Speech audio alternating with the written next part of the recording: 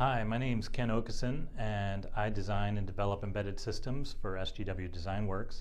And today, a lot of these embedded systems are connected to the web in what we call the Internet of Things, or their IoT devices. You might be familiar with how those work from the customer's perspective. You've seen the device, perhaps a web application that controls it, and a smartphone app, but you may not know what's behind that. So today, I'm going to explain what pieces go in between and how they all work together. Typically, you start with a device that you're going to connect to the internet, and that device, I could use an example of a web-connected thermostat. That device might have sensors on it, so it can detect things like the temperature or whether somebody's present or whether there's sunlight shining on it. It might have controls. Again, in the case of a web-connected thermostat, that might be the part that controls the HVAC system, the air conditioning and the heater.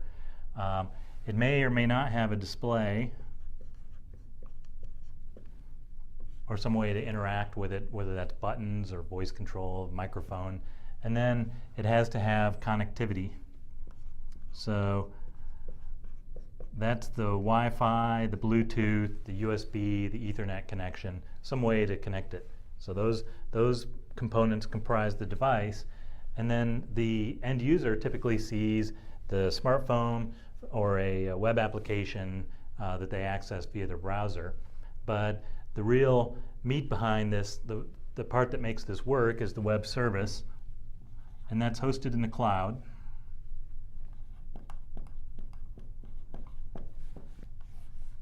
And that's what the device is talking directly to.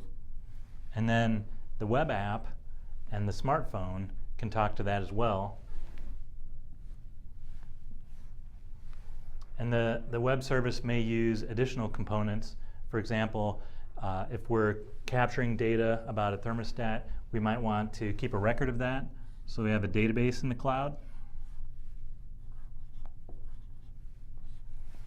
And then there can be additional web service components from a provider that might provide additional functionality that's not necessarily in that device's web service, but enable it to do more things.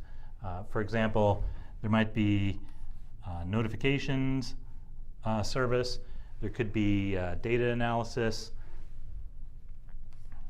there might be voice or natural language processing. All of those can add additional functionality to the web service. So it has no user interface. That user interface is here.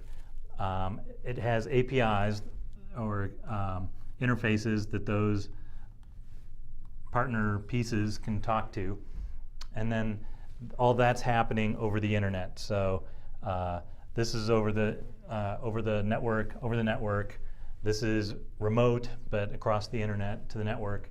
And then the device may actually talk to the smartphone directly for configuration, for example, to set up Wi-Fi.